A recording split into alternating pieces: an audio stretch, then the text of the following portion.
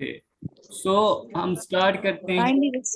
जिस तरीके से मैंने एक प्रोजेक्ट दिया था कैपस्टोन प्रोजेक्ट के नाम से, तो डिफरेंट हमारे पास प्रोजेक्ट थे। उसके अंदर फ्रॉड फ्रॉड डिटेक्शन था, रेन प्रिडिक्शन थी, इसी तरह से हमारे पास क्लासिफिकेशन के कुछ प्रॉब्लम्स थे। सो उसमें से एक प्रॉब्लम जो है वो आज हम डिस्कस करेंगे, और इसके अंदर आपने क्या करना है वो आप यहाँ पे इस लेक्चर के ऊपर आप उसको देख पाएंगे। उसमें सबसे पहले हमारे पास जिस तरीके से मैं वहाँ पे तीन चार डेटा सेट हैं और प्रोजेक्ट, एक हर डेटा सेट के ऊपर एक एल्गोरिदम मैंने रन किया हुआ है। अब इस एल्गोरिदम को आप रन करें वन बाय वन। पहली बात यह है कि आप इसको रन करते जाएं। अब रन होने के बाद फिर लास्ट में जाके आप एक दो एल्गोरिदम सेम, यानी अगर क्लासिफिकेशन के हैं, लेट्स सपोज ये रैंडम फॉरेस्ट के हैं, तो आप डिसीजन ट्री लगाएं, एसवीएम लगाएं, या दूसरा लॉजिस्टिक रिग्रेशन लगाएं। उनके रिजल्ट्स को कंपेयर करके जस्ट बता देना था। प्रोजेक्ट ये था, राइट। अब इसके अंदर सबसे पहले हमने डेटा को लोड किया।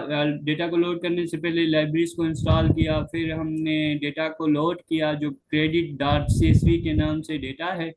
उस डेटा के अंदर हमारे पास टोटल जो है वो 5 रोज, जो कि 5 हेड है, इस वजह से 5 रोज हैं।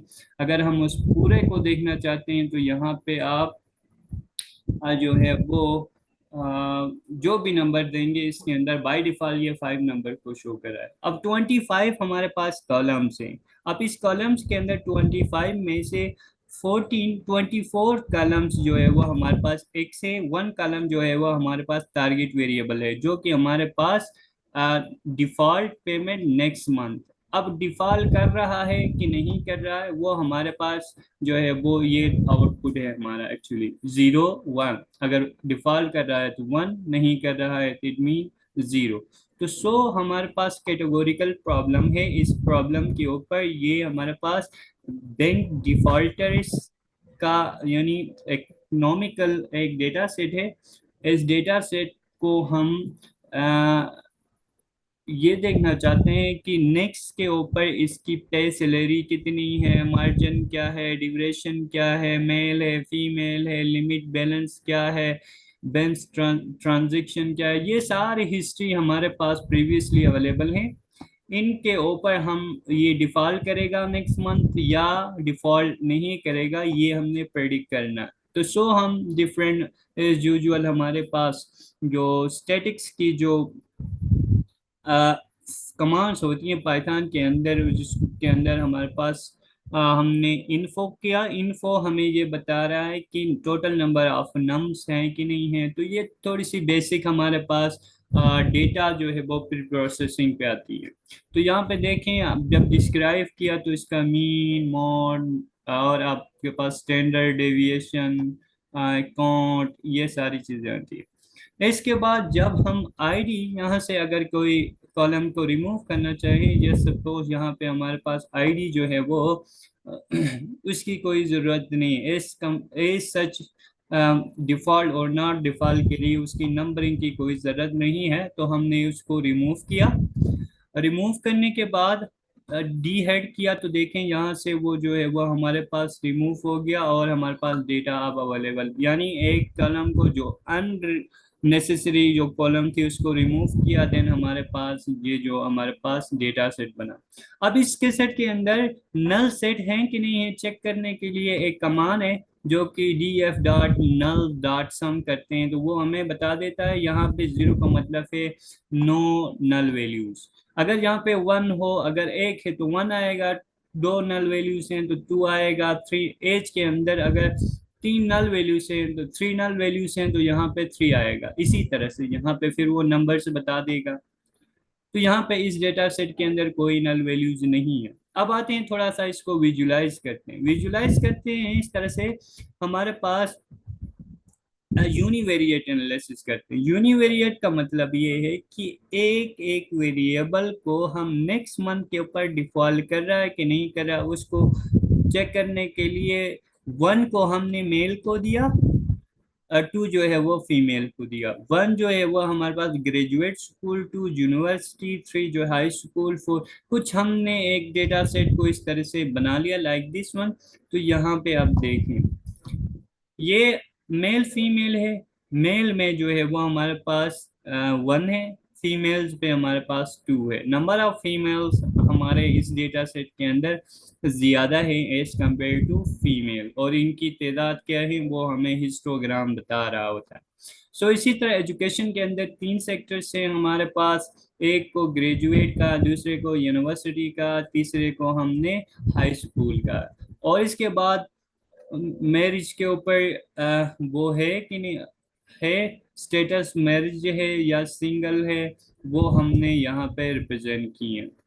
और नॉट मैरिड है, सिंगल है, अदर, तो ये यहाँ पे मेंशन है। मीन डिफॉल्ट या जो मंथ के ऊपर जो नंबर ऑफ पीपल्स हैं या नंबर ऑफ ऑब्जर्वेशन है वो जहाँ पे रिप्रेजेंट करनी है। इसी तरह default to next month, one के ऊपर, वन के ऊपर यस, यानी नेक्स्ट मंथ इतनी तादाद पे जो है वो हमारे इस डेटा सेट के अंदर इतनी तादाद पे वो डिफॉल्ट कर जाएंगे, और इतनी तादाद पे डिफॉल्ट नहीं कर जाएंगे। मीन अगर कोई हमसे ये पूछे how many people default to the next month, next month के अंदर कितने लोग हैं, या कोई बैंक पूछ सकता है, किसी डेटा एनालिस्ट से पूछ सकता है, बताएं कि नेक्स्ट मंथ के अंदर कितने जो है वो मेरे इन इन फिगर से हम किस तरह के क्वेश्चन दे सकते, आंसर्स दे सकते हैं। If the first question says that how many males and females in a database, इस डेटाबेस के अंदर या इस जो पर्टिकुलर मंथ के अंदर या ईयर के अंदर, इतने सालों के अंदर इस डेटाबेस के अंदर कितने नंबर ऑफ मेल और कितने नंबर ऑफ फीमेल्स हैं, और उनकी एजुकेशन क्या क्या है, हाईएस्ट एजुकेशन क्या है, लोवेस्ट एजुकेशन क्या है, हाईएस्ट एजुकेशन के ऊपर क्या है, लोवेस्ट एजुकेशन के ऊपर तादाद क्या है, वो सारी चीजें यहाँ पे मेंशन हो रही है। और यहाँ पे कितने लोग ऐसे हैं जो फैमिली वाले हैं, कितने लोग ऐसे हैं जो बगैर फैमिली के हैं, तो ये क्वेश्चन क्वेश्चन का आंसर यहाँ से मिलेगा। और this this plot shows that how many people differ to the next month, वो क्वेश्चन का आंसर ये वाला फिगर देगा, राइट। अब इसी तरह से यहाँ पे विजुलाइज द इम्बैलेंस, इम्बैलेंस यानी एक हम परसेंटेज के हिसाब से देखते हैं, तो हमारे पास जो नेक्स्ट महीना टोटल हमारे पास 100% है, लाइक दिस वन, ये पूरा एक सर्कल है, सर्कल जो पाई पाई चार्ट हमारे पास है, तो टोटल जो होता है वो 100 का होता है। डिफॉल्ट नेक्स्ट मंथ करेंगे वो 22% है जो यस पे है, और 78% जो है वो नो नो पे हैं। इट मीन्स डेट अगर परसेंटेज के हिसाब से देखा जाए तो हमारे पास 78% जो है वो डिफॉल्ट नहीं करेंगे, 22% जो है वो डिफॉल्ट कर जाएंगे। तो इन दोनों को जब 78 और 22 को मिलाते हैं तो टोटल 100% हमारे पास जो है वो उससे डेटा के ऊपर, यानी डिफॉल्ट और ना डिफॉल्ट को मिलाएंगे तो हमारे पास टोटल जो है वो 100% होगा। सो अब आते हैं जी इस इस डेटा में से डिफॉल्ट टू नेक्स्ट मंथ के ऊपर जब देखते हैं तो यहाँ पे हमारे पास यही है जो परसेंटेज ऊपर जो फिगर के ऊपर हमने परसेंटेज दिखाई थी वो यहाँ पे न्यूमेरिकल के ऊपर है, लाइक दिस वन। 0.77 का मतलब 78%, अगर इसको राउंड अप किया जाए तो ये 22% है। तो मीन इन दोनों को मिलाए 100% हो गया। अब यहाँ से हमने करना है y को बनाने, x को बनाने के लिए क्या करेंगे, x को यानी y को यहाँ से ड्रॉप करेंगे, लाइक हम प्रीवियसली करते आ रहे हैं, और y के लिए हमने उस ड्रॉप वाली जो रो है, उस कॉलम है, उसको किया, तो यहाँ पे x और y बना। जब x और y बना तो हम ट्रांसलेट करेंगे 30 और 70 के ऊपर, ये डेटा स्प्लिट हो चुका है। अब होने के बाद अब हमारे पास, क्योंकि ये क्लासिफिकेशन प्रॉब्लम थी, तो we have use the random random forest classifier, हमने रैंडम फॉरेस्ट क्लासफायर लगाया, उसको ट्रेन किया जो हम प्रीवियस करते आ रहे, और प्रिडिक्ट किया उन टेस्ट के ऊपर, तो हमारे पास रिजल्ट जो है वो इन दी क्लासिफिकेशन रिपोर्ट के ऊपर हमारे पास अवेलेबल हो गई। मीन एक्यूरेसी हमारे पास कितनी आई, 81%। यहां तक समझ आया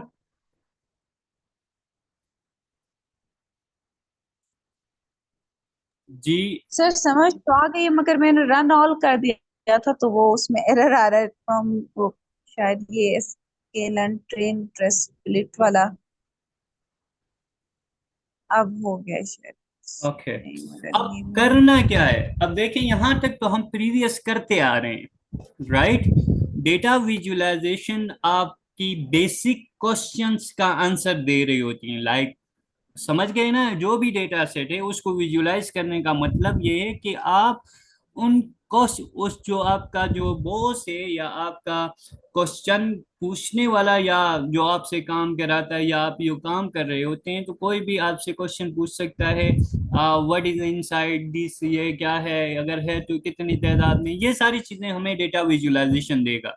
ठीक। उस डेटा सेट के ऊपर जब हमने मॉडल को ट्रेन किया तो हमारे पास एक मॉडल की एक्यूरेसी आई 81%। अब यहाँ पे आपने करना है ये कि आपने एक दूसरा मॉडल, दो या तीन मॉडल, क्योंकि हमारे पास क्लासिफिकेशन के बहुत से मॉडल हमने पढ़े हैं, लॉजिस्टिक रिग्रेशन हमने पढ़ा हुआ है, उसको अप्लाई करें, एसवीडी को हमने पढ़ा हुआ है, उसको अप्लाई करें। इसी तरह से दो या दो से ज्यादा तीन भी आप मजीद इस डेटा सेट के ऊपर, अभी तो ट्रेन हो चुका है, डेटा स्प्लिट भी हो चुका है, यहाँ पे आप क्या करें, एक दूसरा एल्गोरिदम रन करें, उनके रिजल्ट को कंपेयर करें, एक टेबल बनाएं, टेबल बनाने के बाद आप ये बताएं which one is best for the fraud detection. Fraud detection के लिए आपका जो कौन सा एल्गोरिदम है जो जिसकी परफॉर्मेंस जो है वो अच्छी आई है।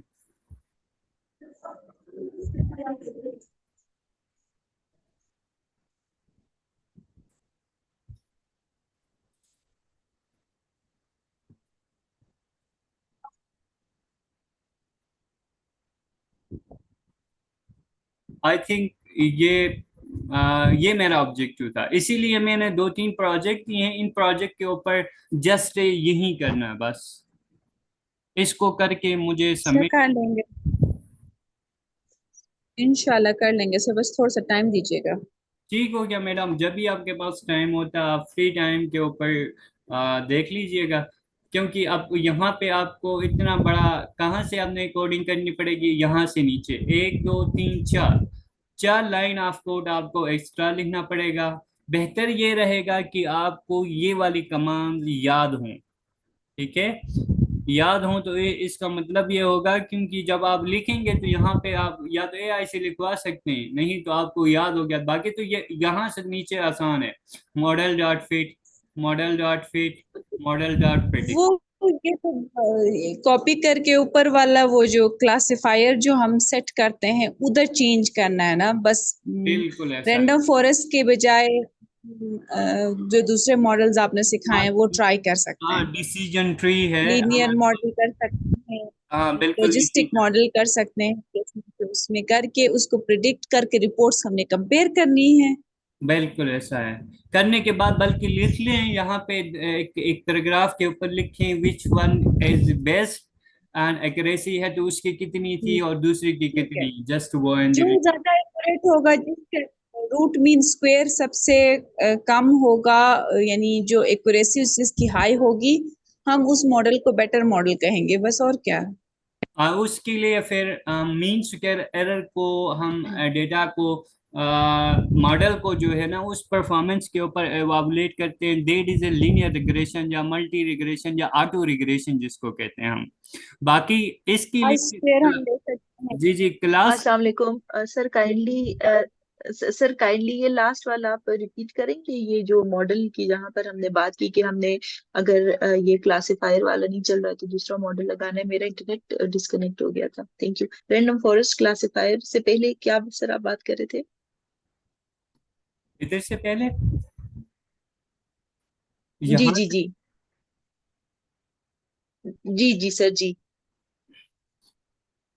मैं यही कह रहा था, इस डेटा सेट को हमने स्प्लिट कर दिया जहाँ पे एक्स वाई के ऊपर, फिर इसको ट्रेन स्प्लिट करने के बाद इससे नीचे जो हमारे पास तीन लाइन ऑफ कोड्स है जो कि किसी मॉडल को ट्रेन करना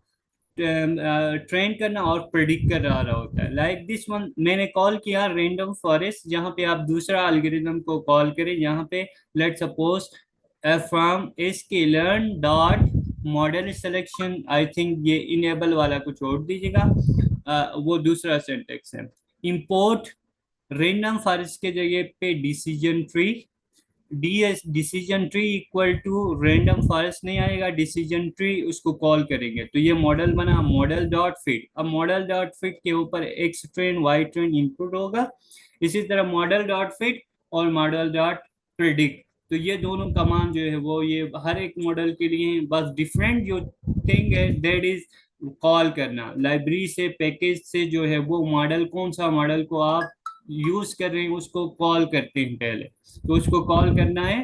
कॉल करने के बाद then we have to apply and last we have to check the performance of the model. तो सो उसके लिए हम sklearn डॉट मैट्रिक्स इंपोर्ट करते हैं, classification report, confusion matrix, accuracy, secure.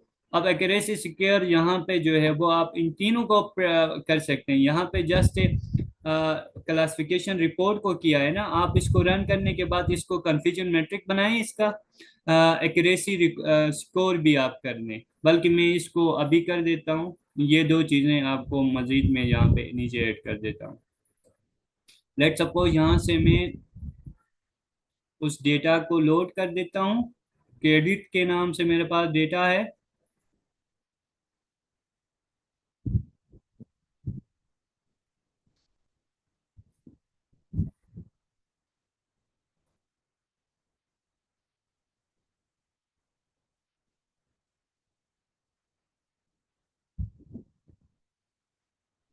इस क्रेडिट डेटा को जब मैं कॉपी पाथ करके यहाँ से रन कर देता हूँ,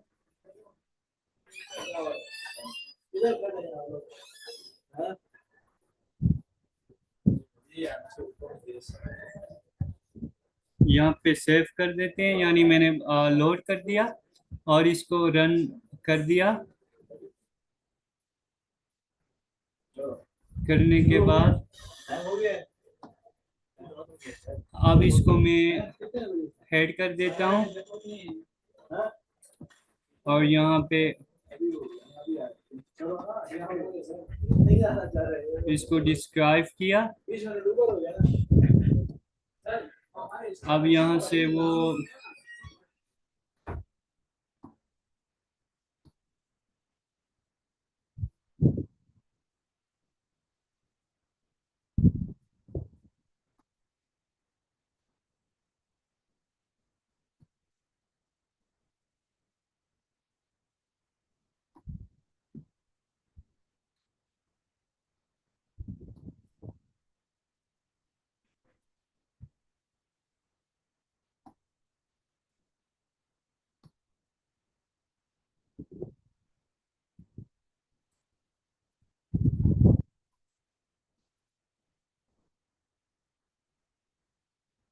अब यहाँ पे मेरे पास जो है ना, क्योंकि हमने पहले scikit-learn से जो है वो इंपोर्ट करनी है फ्रॉम, इसको जब इंपोर्ट करेंगे तो ये हमारे पास जो है वो टेस्ट स्प्लिट हो जाएगा। हो गया।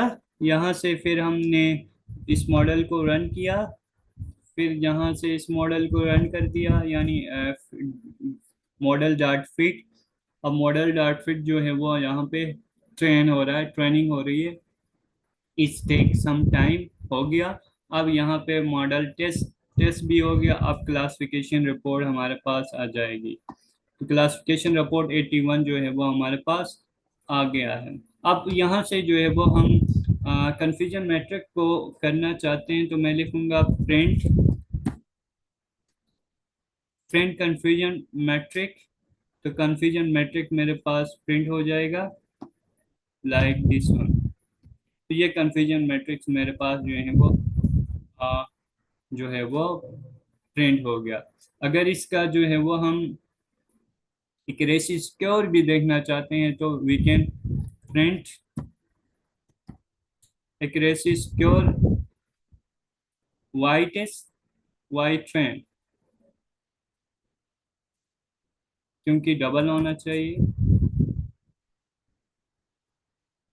तो ये देखें 81 जो है वो 81% हमारे पास जो है वो इसका रिजल्ट है।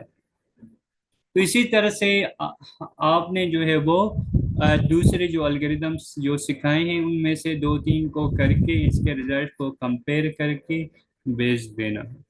आई होप सो कि समझ गए होंगे। तो मेरे हिसाब से हम इसको करते हैं आज क्लोज, और बाकी वीडियोस की जो लेक्चर रिकॉर्डिंग हुई है मैं उसको भेज देता हूँ।